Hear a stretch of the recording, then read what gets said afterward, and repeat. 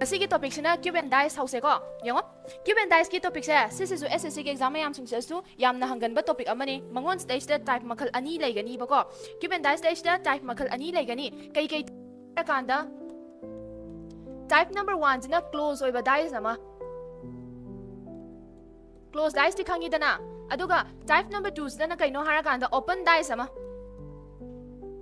Close ko open ga sige word ki meaning di khanga mani dana. Close hai taragadi pulafna magi ngasai gi initial duga final duga ani makto samnaraga leiba. Matai ko close figure hai tari kaino. Si samai leiba si close figure ne. Yan dai ko adamai tawdana close dice hai tari dice e mapum moina leiba. Solid figure amoina uba. Si na close dice. Yaraba open dice harak taragadi kaino dice amada magi face kaya lei.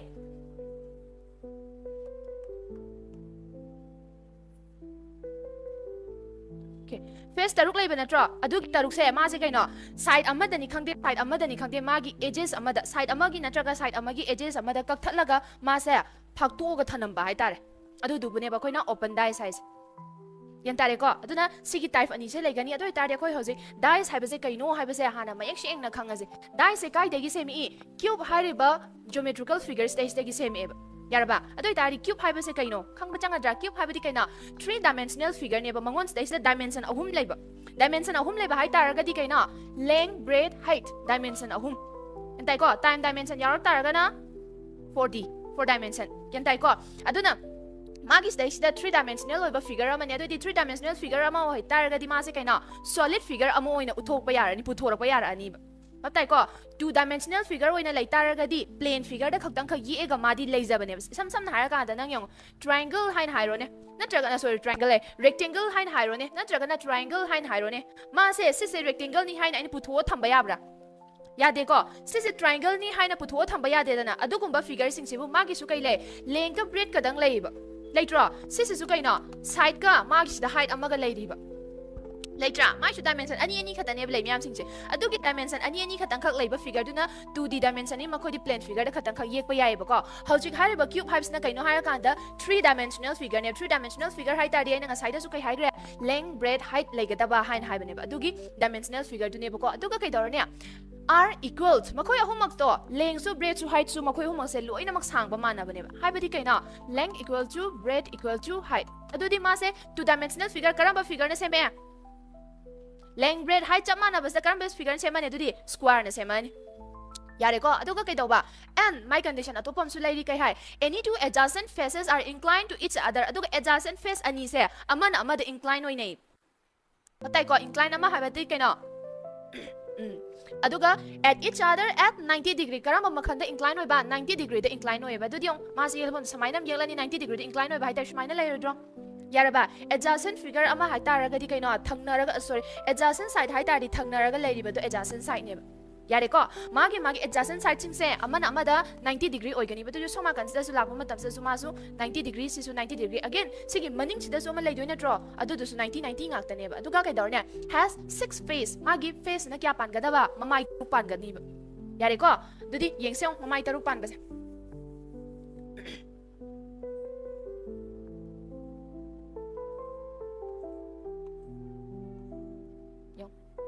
Cube ma harakanda sigi visible face ne nakoi da uri se natra visible face hai tari nakoi na uri ba nakoi gi namit mamang da leiraga uri ba face tu ne ba dudi noina uda ba face maning da kyam su yarang gani sisidagi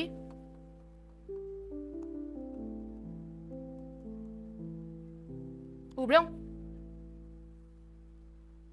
uiko sisigi ahum simana kaina sigi face simane sigi face simane sigi face simane maming thon si ko Yung face number 1 simne face number 2 simne face number 3 simne si simna noida visible oiba face oi doine ba invisible oiba face na khoi myam sing tu dam noina uri ba face tu gi backward ta chat ki ba hai tari kana no sigi face number 4 sine sigi side sigi uraba face number 5 sine ure ko again atudi sigi maning da ma su lai tro face number 6 siga 6 face lai haba Yare ko mathang tamu kai hare 8 corner haiba magi kachin corner hai da vertex ka chap mane ko kachin kai do ba nipan amaga leiba kachin nipan Yung 1 2 3 4 5 6 7 8 Yare ko adagi mathang dana kai no 12 edges hai tari kai no H matai do Patay ko adudi magi edges ama hai tardi 1 si magi edges na draw 2 3 4 5 6 7 8 9 10 11 12 yare ko mit mang da ubang am eko cube ama hai se visible face when oirak matam da 3 visible face oigani yaraba invisible face da 3 ama loi jagani haiba yare ko adoi tardi kaina is 3 surface are always visible magi surface ahum amade dum visible oini haidi side ahum amade khoina uba phangani ba duga atopa side ahum amadudi and 3 are not visible the invisible ko tapma na draw tadiong dice habes da mangons da kaina base dice haiba maga open dice haiba maga sigi base dice tu buni ko mana nga sagi close dice haina ina mamang da pangrido adudo yaraba sigi close dice da zu makhal ani leiba kaino aka da standard oiba dice amaga general oiba dice amaga tarba general dice has na kaino har kan isam sam bagi magi face da ruk leiba dice ame hekta khakta oiba yaiba mai sigi general dice de yan tai ko aduga standard dice harak taraga di kaino har kan sa da magi opposite te leinari ba magi facing do opposite te leiba face do sigi figures dengo mamai number 1 sigi magi opposite face kana tarakani 6 tarakani taroi draw 1 sigi magi opposite te leidoi do 6 ne ba yan tai ko adudi side number 4 gi opposite face kana tarakani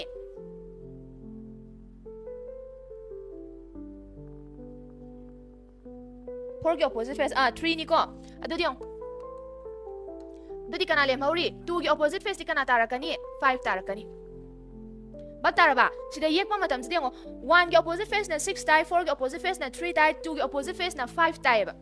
tariba magi opposite face mayam sing sigi sum tabu matam da kaya tai 7 loina mak tabra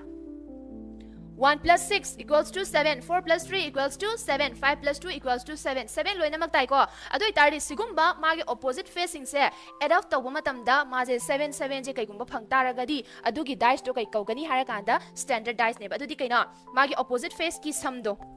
comes to 7 adu dubuna standard dice ne yaraba dadi general dice to kaina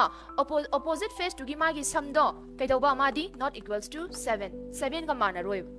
atare ko isam sam na asisi gi opposite face da 1 gi opposite face na 3 taraba 2 gi opposite face na 5 taraba adai di 3 gi opposite face na 4 taraba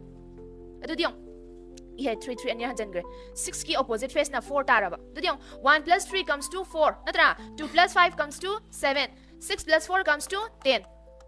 7 ga loi mana bra mana de ko aduduna sigumba facing sigi magi dice laira ko dubuna general dice ne babtai ko ayamba na koi question da pirak pas general dice na ayamba tum pigale standard dice de kya pi de doi tar so koi yeng de ni question hol laga yeng ase ko doi tar de yeng se yengo standard dice general dice I know zik explain taw gi budune gyan ta dro yaraba gyan tare ko I explain taw ro ko stage study yarani ko yengo dodi mathang da question da chat pa horase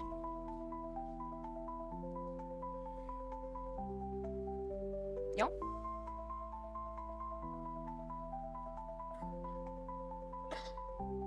kai hai to rotated position of a dice rotated position hai ta dice amagi ma sigi ne rotation to bhaidi sida pirami ba dice ani se dice ama khata ne ba amur mamai sing se amurang no onthok pa amurang no ai akoi sokalu dugi marudo akoi na panja tho wara kan da mamai noi da on ba mamai do panja tho kan da nakan da na side amam tho omdro adu du ne ba aduna rotated oi ba dice ani yaraba dice ani nate ko dice ama khatang khaki rotated oiba magi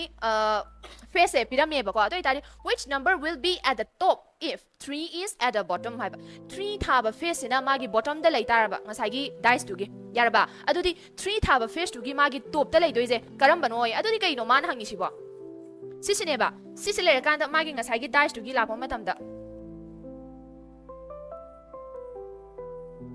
sigi figure sine ba ubrong figure si ubang bro ngami ko mano sangami de kaina if 3 is at the bottom hai ta di makha na draw sigi makha ki face da 3 ko ba face wena lai de ba doi ta di hojik sigi mathak ki face sigi mathak ki face ya sida kana ta doi no hai na hai bane ba doi opposite face na triangle si de mani ko sumaina ta dan opposite face puthoke hai ta di khoina karamba rule season ga de ge hai ra ka da mana pyramid ba dice ani se yaraba sigi dice sina dice amane haina assume tawro sina dice amane haina assume tawro dice ani is a common oiba face karamba da yawi 2 yawe ko adudi 2 hariba face today today clockwise ki direction ungu oba mana hairamiba nam face mayam adu 2 dai clockwise laktari sumaina lakadaba natro 2 dagi next di 1 lani lawidra 1 gi amukam clockwise laktari again 4 lani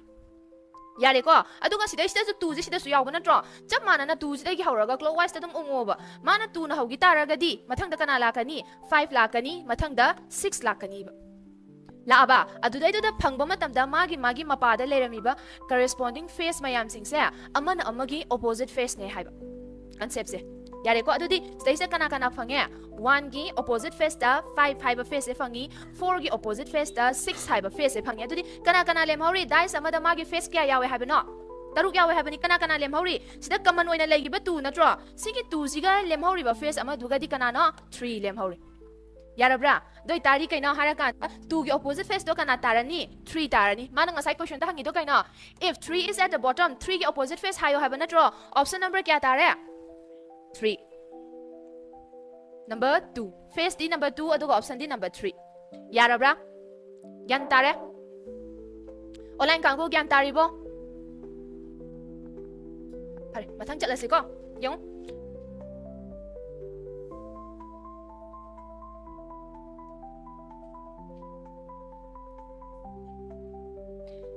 Hey, two different positions of the same dice are given. Asisupiri ko, adudi kaina, which number will be at the top if 6 is at the bottom? Question ne chak mana male ko, 6 na bottom da lai tari magi top ta kai oidoi no hain hangbani. Option number 4. Option number 3 ta ya. Option han bitana ro, option number 3 ka option number 4 ga haye. Hojiki rule do chak mane common face kaino. 3. Natro, common face 3 adudi 3 dagi turn tawro figure number 1 sidagi hana 3 2 4 natro sige su common face 3 6 1 mana hangido kanagi 6 ki opposite face haiba natro 6 ki mapada kana lerami 2 lerami adudi option number 3 ka taba kangu lale option number 4 face number 2 taga daba yaraba yarani ko option han bitana se lai banida Sige arrive se hairaga hayang question mark ani di lawba ya doine mark ani ga se thathana tene no mark ani hen bada thabang mi na hana khan gi doini ni yenga se dadiyo kai hai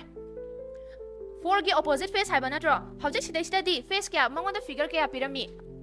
ahum pirami ko figure ahum piram bas da figure ahum oi season da baya de haiba laite ba mamangi da figure ani piram dro figure ani piram da koi ani mak to season ra ga hot leba sidai sa ahum piram mi haida ahum mak season da baya de haiba laite ba ahum sidai sidai gi piram sidai gi ani nang na combination nungai jaba ma khalaga dum putu oba mana hojik hai se kaina 4 gi da laiba opposite face hayo haiba na tro do 4 yawa face ama khanto kana yawi sigi face yawi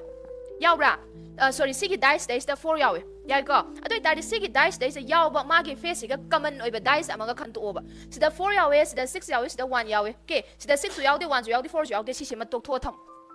yaraba sida sida di amu yango 1 je common oiba yawra ngasai gi rule do same apply taw solo doi tari 1 dagi lakpa matam da 4 6 1 dagi lakpa matam da 5 2 dudi 4 gi opposite face kana phange 5 option number 4 Yaraba Yai ko ahum pirame haina ahum mak season da ba ya de haiba laite ba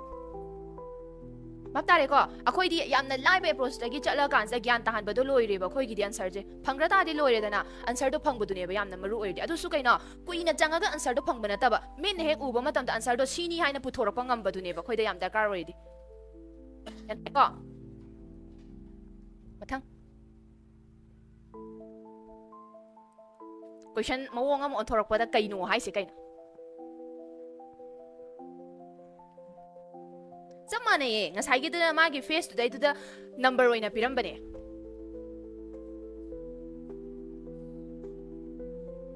16164 haibadi yadabra yengse 164 164 high tardi ya de 164 high tardi anti clockwise ki rule doina chatle madi akhoi ni side apply taw gadabadi magi rules ki oina matung ina laibadi clockwise ki rule doina apply taw haibane bidyarni aduduna magi stage da 1 dagi 6 laga 4 chalta anti clockwise ki rule chale do anti clockwise ki rule chat taragadi ya de khoina chatliba concept si ki matung ina rule si ki matung ina de yai ko mathang hashtag option number 1 yenga se do de Kaimta pakhalu nuko 1 2 3 4 piram de haidana kaino mana haida n ge opposite face haiba natro n ge opposite face chap mane sai su n yaw face ama khanto figure number 3 je oire ko n yaw face ya figure number 3 je oire common noi face ama ka khanto karamba khanji ge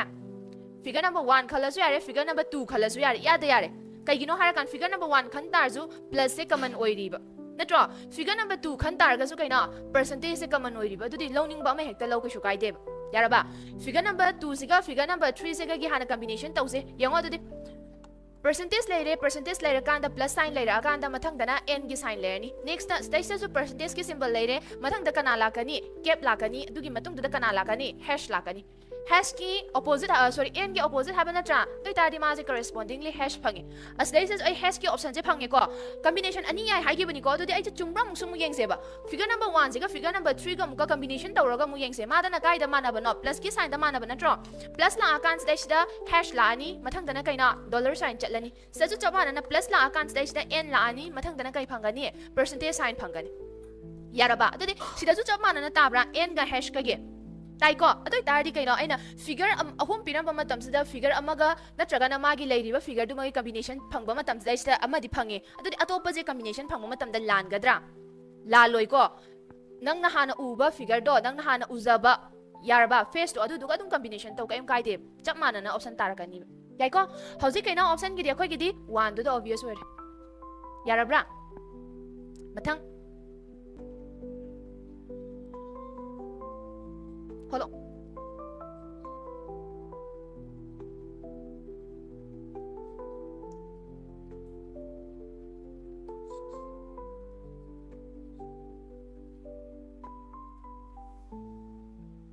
क्या तारा है option number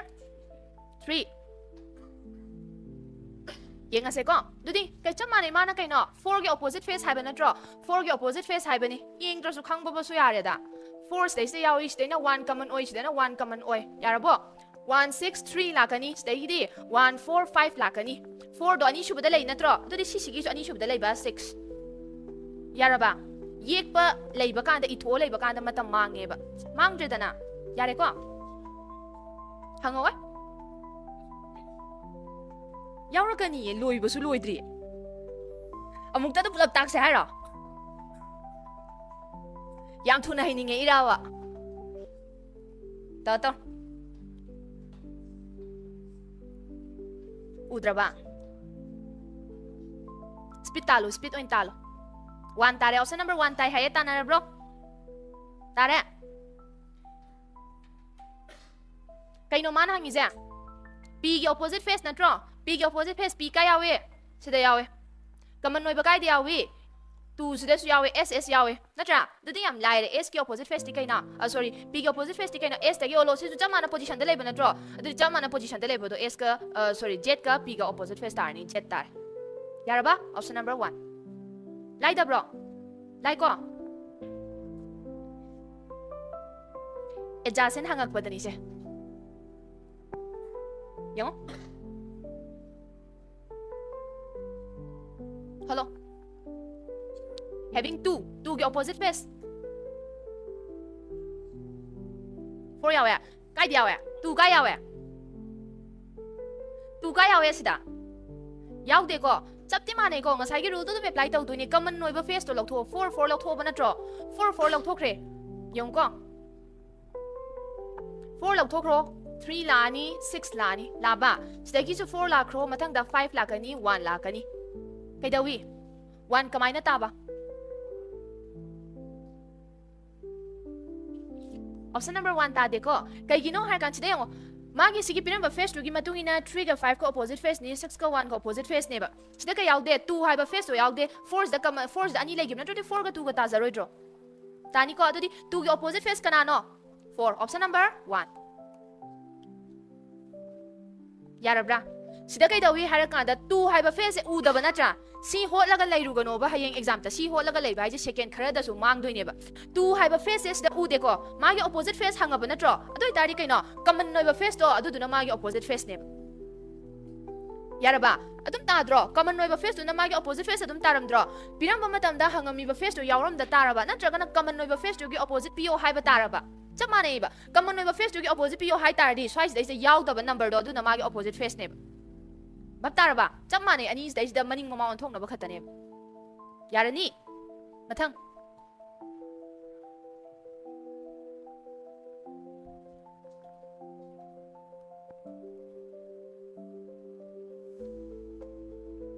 holu yeng badang thai ro ta ma le haira kanu option number 2 ro option number 3 ro option number 3 option 2 in hai ro 2 ta ma le haira kan ma le haira kan 1 gi opposite face pi yo hai ba natro chap ma ne sa su figure number mari piram tar su figure number ani season na ga thong ho lo ba 1 gi opposite face pi yo hai ba ni kai no 1 je kai de yaw re sida su yaw yaw ro ba 1 de common noi na face lok thok ki tar ga di kai no ta hau doi sha mamang kita chat kiba rule duga chama nan phangdro 1 3 5 lakani as da su 1 6 4 lakani siga opposite face oina gra dadi 1 gadi kana no mas yaw dre sha 2 ne yaw dre do option number 3 da dum ta jare mamangi rule duga chama na japan badi figure di mana bra mana de sida ne moina twist laiba hain hair mi je mami che than bai wani da samaina ga urakan sida ai nga gai tawrok da budu di ne ga haira ka da nga tang pakhat han bai warin pakhaningai dam ta laite sida ani khatane season ai atai lem hori bisu season ari brand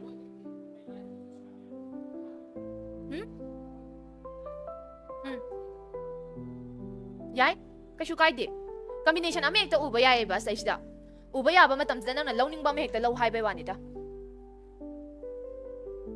yarani ko mathang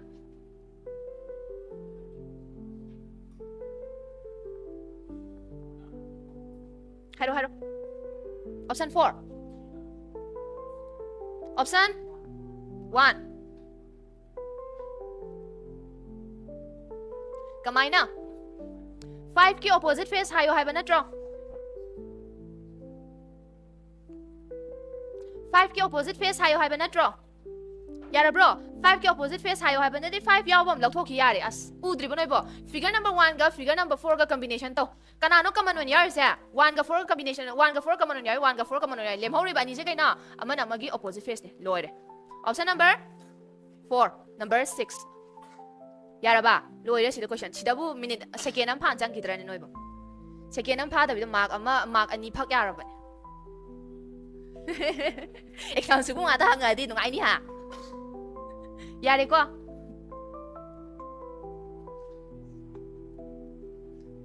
sigumba nga ta hangni e mock test da tausira taro option number run khar thure pencil ga se loi thada na gra bane monitor da khatang ka ge ngani option ka haidar ije yengo it ki opposite face hai bana tro it to kai da yawi sida su yawi yaudra adudi kaina sigi ani sing side kak that thrani oira roi da bane badudi yauda ba pot ama thiro run yare ko sida song mu yengo figure number 2 ga 3 ga combination da mu hanna song yengo ba slip hai ba siga play hai ba siga common noina dum yauri ba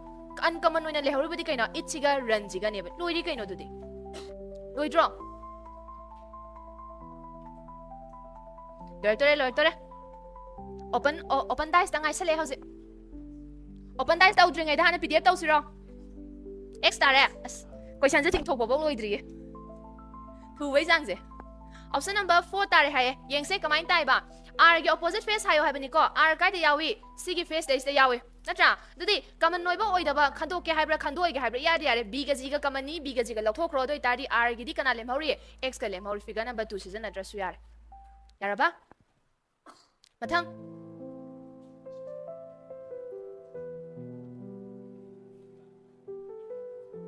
option number 4 yeng se 6 ki opposite face hai bana draw yare da I hot rasu yara mani da 4 ga 5 ka common 4 ga 5 ka common 2 ga 6 ka opposite yara ba sida gidi ka yaure noi nga sai da yam pam zabado kaktat na yam na sananing ba dice to sokalu du gi maru kaktaning ba do yaure sida gidi yang mun na ta hawro rules e lakpa matam da nga sai kai hai gi uriba visible oiba face ahum do adjacent oiba face natra ꯃꯥꯅꯤꯀꯣ ꯊꯪꯅꯔꯒ ꯂꯩꯕ ꯐꯦꯁꯅꯦꯕ visible ꯑꯣꯏꯕ face ꯑꯣꯏꯔꯤꯕꯗꯣ ꯑꯗꯨꯗꯤ ꯃꯥꯒꯤ ꯊꯪꯅꯔꯒ ꯂꯩꯔꯤꯕ ꯐꯦꯁꯁꯤꯡꯗꯨꯒꯤ ꯃꯥꯒꯤ opposite ꯐꯦꯁꯁꯤꯡꯁꯤꯒꯤꯗꯤ ꯅꯈꯣꯏꯗ visible ꯑꯣꯏꯕ꯭ꯔꯥ ꯑꯣꯏꯗꯦꯀꯣ ꯑꯗꯨꯒꯤ ꯀꯟꯁꯦꯞꯇꯣ ꯆꯞ ꯃꯥꯟꯅꯅ ꯍꯧꯖꯤꯛ ꯑꯣꯄꯟ ꯗꯥꯏꯁꯤꯗ ꯁꯨꯝ ꯄꯥꯜꯂꯣꯕ ꯌꯦꯡꯉꯣ ꯁꯤꯗꯩꯁꯤꯗ ꯑꯗꯨ ꯑꯣꯏꯇꯥꯔꯗꯤ ꯌꯦꯡꯉꯣ 463 ꯍꯥꯏꯅ ꯂꯩꯔꯤꯕ 463ꯁꯦ ꯊꯨꯞꯆꯜꯂꯁꯦꯕ ꯇꯥꯕ꯭ꯔꯥ ꯊꯨꯞꯆꯟꯕ ꯃꯇꯝꯗ ꯃꯈꯣꯏꯁꯤꯡꯁꯦ ꯗꯥꯏꯁ ꯑꯃ ꯑꯣꯏꯅ ꯍꯥꯏꯗꯤ ꯚꯤꯖꯤꯕꯜ ꯐꯦꯁ ꯑꯃ ꯑꯣꯏꯅ ꯎꯕ ꯐꯪꯉꯣꯏꯗ꯭ꯔꯥꯅꯦ ꯊꯨꯞꯆꯜꯂꯛꯁꯦꯕ ꯁꯤꯒꯤ ꯗꯥꯏꯁꯁꯦ ꯊꯨꯞꯆꯜꯂꯛꯁꯦꯕ ꯁꯤꯒꯤ ꯑꯍꯨꯝꯁꯤꯃ ꯍꯥꯟꯅ ꯊꯨꯞꯆꯜꯂꯣꯕ ꯁꯤꯒꯤ ꯑꯍꯨꯝꯁꯤꯃ ꯑꯃꯨꯛ ꯊꯦꯛꯆꯜꯂꯣꯕ ꯌꯥꯔꯕ ꯑꯗꯨꯗꯤ ꯑꯍꯨꯝꯁꯤꯒꯤ ꯃꯥꯒꯤ ꯚꯤꯖꯤꯕꯜ ꯑꯣꯏꯕ ꯐꯦꯁ ꯑꯣꯏꯅ ꯎꯔꯣꯏꯗ꯭ꯔꯥꯅꯦ ꯑꯗꯨꯗꯤ ꯁꯤꯗꯒꯤ ꯑꯩꯈꯣꯏꯅ ꯈꯪꯉꯦ ꯍꯥꯏꯔ ꯀꯥꯟꯁꯤꯗ ꯀꯩ ꯈꯪꯉꯦ ꯍꯥꯏꯔ ꯀꯥꯟꯗ ꯊꯪꯅꯔꯒ ꯂꯩꯔꯤꯕ ꯃꯥꯒꯤ ꯐꯦꯁꯁꯤꯡꯁꯦ ꯑꯃꯅ ꯑꯃꯒꯤ ꯑꯣꯄꯣꯖꯤꯠ ꯐꯦꯁ ꯇꯥꯕ ꯌꯥꯔꯔꯣꯏꯕ ꯏꯁꯝ ꯁꯝꯅ ꯍꯥꯏꯕ ꯀꯥꯟꯗ ꯀꯩꯅꯣ ꯑꯦꯗꯖꯥꯁꯦꯟ ꯐꯦꯁ ꯑꯣꯏꯅ ꯂꯩꯔꯤꯕꯁꯤꯡꯁꯦ ꯑꯦꯗꯖꯥꯁꯦꯟ ꯐꯦꯁ ꯑꯣꯏꯅ ꯂꯩꯔꯤꯕꯁꯤꯡꯁꯦ ꯀꯅꯥ ꯇꯥꯕ ꯌꯥꯔꯣꯏ ꯍꯥꯏꯕ ꯑꯣꯄꯣꯖꯤꯠ ꯐꯦꯁ ꯇꯥꯕ ꯌꯥꯔꯣꯏ ꯍꯥꯏꯕ ꯚꯥꯞ ꯇꯥꯔꯕ ꯑꯗꯨꯗꯤ ꯀꯩꯅꯣ ꯑꯦꯗꯖꯥꯁꯦꯟ ꯐꯦꯁ ꯑꯣꯏꯅ ꯂꯩꯕ ꯍꯥꯏꯇꯥꯔꯒꯗꯤ ꯑꯩꯈꯣꯏꯅ ꯃꯦꯠꯁꯀꯤ ꯀꯟꯁꯦꯞꯇꯁꯨ ꯂꯥꯛꯄ ꯃꯇꯝꯗ ꯑꯦꯗꯖꯥꯁꯦꯟ ꯍꯥꯏꯇꯥꯔꯗꯤ ꯀꯩꯗꯧꯋꯦ ꯀꯃꯟ ꯚꯔꯇꯦꯛꯁ ꯂꯩꯕ ꯀꯃꯟ ꯑꯥꯔꯝ ꯂꯩꯕ ꯑꯣꯚꯔꯂꯦꯄꯤꯡ ꯇꯧꯗꯕꯅ ꯍꯥꯏꯈꯤꯗꯥꯏꯅꯦ ꯆꯞ ꯃꯥꯟꯅꯩ ꯁꯤꯗꯩꯁꯤꯗꯁꯨ ꯀꯃꯟ ꯚꯔꯇꯦꯛꯁ ꯀꯥꯏꯗ ꯂꯩ 4ꯒ 6ꯒ ꯀꯃꯟ ꯚꯔꯇꯦꯛꯁ ꯀꯥꯏ ꯂꯩ ꯁꯤꯒꯤ ꯚꯔꯇꯦꯛꯁꯤꯒ ꯁꯤ ꯚꯔꯇꯦꯛꯁꯤꯒ ꯀꯃꯟ ꯚꯔꯇꯦꯛꯁ ꯂꯩꯕ꯭ꯔꯥ ꯀꯃꯟ ꯑꯥꯔꯝ ꯀꯥꯏꯗ ꯂꯩ ꯁꯤꯗ ꯑꯗꯨꯝ ꯂꯩ ꯌꯥꯏꯀꯣ ꯑꯗꯨꯗꯤ 4ꯒ 6ꯒꯁꯦ ꯑꯦꯗꯖꯥꯁꯦꯟ ꯍꯥꯏꯕ ꯌꯥꯔꯕ ꯑꯗꯨꯃꯥꯏꯅ ꯇꯧꯗꯅ 6ꯒ 1ꯒ ꯀꯝꯕꯤꯅꯦꯁꯟ ꯇꯧꯕ ꯃꯇꯝꯗꯁꯨ ꯃꯥꯁꯦ ꯃꯥꯒꯤ ꯑꯦꯗꯖꯥꯁꯦꯟ ꯅꯠꯇ꯭ꯔꯣ ꯑꯗꯨꯗꯤ 1ꯒ 2ꯒꯁꯨ ꯃꯥꯒ ꯑꯦꯗꯖꯥꯁꯦꯟ ꯅꯠꯇ꯭ꯔꯣ 5ꯒ 1ꯒꯁꯨ ꯃꯥꯒ ꯑꯦꯗꯖꯥꯁꯦꯟꯅꯤ 6ꯒ 3ꯒꯁꯨ ꯃꯥꯒ ꯑꯦꯗꯖꯥꯁꯦꯟꯅꯤ ꯌꯥꯔꯦꯀꯣ ꯑꯗꯨꯗꯤ ꯑꯦꯗꯖꯥꯁꯦꯟ ꯐꯤꯒꯔꯒ ꯌꯥꯗ꯭ꯔꯦ ꯍꯥꯏꯔꯕꯅꯤꯅ ꯍꯧꯖꯤꯛꯅ ꯁꯤꯗꯗꯤ ꯀꯩꯅꯣ ꯍꯥꯏꯔ ꯀꯥꯟꯁꯤꯗ ꯃꯥꯒꯤ ꯑꯣꯄꯣꯖꯤꯠ ꯐꯦꯁ ꯇꯥꯒꯗꯕꯁꯦ ꯅꯟ ꯑꯦꯗꯖꯥꯁꯦꯟ ꯑꯣꯏꯕ ꯐꯦꯁꯇꯨꯅ ꯃꯥꯒꯤ ꯑꯣꯄꯣꯖꯤꯠ ꯐꯦꯁ ꯇꯥꯔꯛꯀꯅꯤꯕ ꯌꯥꯔꯕ ꯀꯅꯥ ꯇꯥꯔꯛꯀꯅꯤ ꯍꯥꯏꯔ ꯀꯥꯟꯗ 4ꯁꯤꯒ 1ꯁꯤꯒ ꯃꯥꯒꯤ ꯑꯣꯄꯣꯖꯤꯠ ꯐꯦꯁ ꯇꯥꯅꯔꯛꯀꯅꯤꯕ ꯌꯥꯏꯀꯣ 13ꯒꯤ ꯑꯣꯞꯁꯟ ꯅꯝꯕꯔ 2ꯅꯤ ꯍꯥꯏꯌꯦ ꯌꯦꯡꯁꯦ ꯌꯥꯔꯕ 4ꯁꯤꯒ 1ꯁꯤꯒ ꯑꯣꯄꯣꯖꯤꯠ ꯐꯦꯁ ꯇꯥꯔꯅꯤꯕ ꯑꯗꯨꯃꯥꯏꯅ ꯇꯧꯗꯅ 6ꯁꯤꯒ 2ꯁꯤꯒ ꯑꯃꯅ ꯑꯣꯄꯣꯖꯤꯠ ꯐꯦꯁ ꯇꯥꯔꯅꯤ ꯑꯗꯨꯗꯤꯀꯅꯥ ꯂꯦꯝꯍꯧꯔꯤ 5ꯒ 3ꯒ ꯂꯦꯝꯍꯧꯔꯗ꯭ꯔో 5ꯒ 3ꯒꯁꯨ ꯑꯦꯗꯖꯥꯁꯦꯟ ꯐꯪꯗꯦꯀꯣ ꯑꯗꯨꯗꯤ ꯀꯩꯅꯣ 3 ꯍꯥꯏꯕ ꯐꯦꯁꯁꯤꯒꯅ ꯑꯃꯨꯛ ꯑꯣꯄꯣꯖꯤꯠ ꯐꯦꯁꯅꯦꯕ ꯌꯥꯔꯕ꯭ꯔꯥ ꯑꯗꯨꯗꯤ ꯀꯩꯅꯣ ꯃꯥꯁꯦ ꯐꯣꯜꯗꯤꯡ ꯇꯧꯔꯛꯑꯀꯥꯟꯁꯤꯗꯩꯁꯤꯗ ꯑꯦꯂꯣꯡ ꯗ ꯂꯥꯏꯟ ꯍꯥꯏꯗꯤ ꯃꯥꯒꯤ ꯄꯤꯔꯝꯃꯤ ꯂꯥꯏꯟ ꯃꯌꯥꯝꯁꯤꯡꯁꯤꯗ ꯐꯣꯜ ꯇꯧꯔꯀꯥꯟꯗ ꯗꯥꯏꯁ ꯇꯥꯕ ꯌꯥꯕ꯭ꯔꯥ ꯌꯥꯗꯕ꯭ꯔꯥ ꯍꯥꯏꯌꯣ ꯍꯥꯏꯕꯅꯦ ꯑꯣꯞꯁꯟ ꯃꯌꯥꯝꯁꯤꯡꯁꯦ ꯑꯗꯨꯗꯤ ꯌꯦꯡꯉꯣ ꯅꯝꯕꯔ Aꯒꯤ ꯑꯣꯞꯁꯟꯁꯦ ꯍꯥꯟꯅ ꯇꯥꯕ꯭ꯔꯥ ꯌꯥꯕ꯭ꯔꯥ ꯌꯦꯡꯁꯤ ꯌꯦꯡꯉꯣ 1 2 4 ꯅꯠꯇ꯭ꯔꯣ 1ꯒ 2ꯒ 4ꯁꯤꯗꯤ ꯀꯩꯅꯣ 1ꯒꯤ ꯑꯣꯄꯣꯖꯤꯠ ꯐꯦꯁ ꯅꯠꯇ꯭ꯔꯥ 1ꯒꯤ ꯑꯣꯄꯣꯖꯤꯠ ꯐꯦꯁꯇꯣ ꯃꯈꯣꯏ ꯑꯅꯤꯗꯤ ꯁꯤꯗ ꯑꯦꯗꯖꯥꯁꯦꯟ ꯑꯣꯏꯅ ꯂꯩꯔꯕ ꯅꯠꯇ꯭ꯔꯥ ꯑꯗꯨꯗꯤ ꯃꯥ ꯇꯥꯕ ꯌꯥꯔꯔꯣꯏ ꯌꯥꯔꯕ ꯑꯦꯗꯖꯥꯁꯦꯟ ꯐꯦꯁ ꯑꯣꯏꯅ ꯂꯩꯒꯗꯕ ꯄꯣꯠꯅꯦꯕ ꯑꯗꯨꯗꯤ 163 ꯑꯦꯗꯖꯥꯁꯦꯟ ꯐꯦꯁ ꯑꯣꯏꯅ ꯉꯥꯛꯇ ꯂꯩꯇ꯭ꯔꯥ ꯑꯣꯀꯦ ꯃꯥ ꯑꯃ ꯇꯥꯒꯅꯤ ꯌꯥꯔꯕ ꯃꯊꯪ ꯅꯝꯕꯔ C 156 ꯑꯦꯗꯖꯥꯁꯦꯟ ꯐꯦꯁ ꯑꯣꯏna ꯂꯣꯏꯅꯃꯛ ꯂꯩꯇ꯭ꯔꯥ ꯃꯥꯁꯨ ꯇꯥꯒꯅꯤ ꯑꯣꯄꯣꯖꯤꯠ ꯐꯦꯁ ꯄꯨꯂꯞ ꯄꯤꯔꯀꯥꯟ ꯇꯥꯔꯣꯏ ꯍꯥꯏꯕ adjacent face ne 156 adjacent face natro adudi yengo 236 kana 2 ga 6 ga di opposite face natro tari do mas da 2 ga 3 ga adjacent face oina pi natro adudi masu tararoi adudi option number kya chume option number 2 chume only B and C Hussein gi chume yarabra sumaina khandoba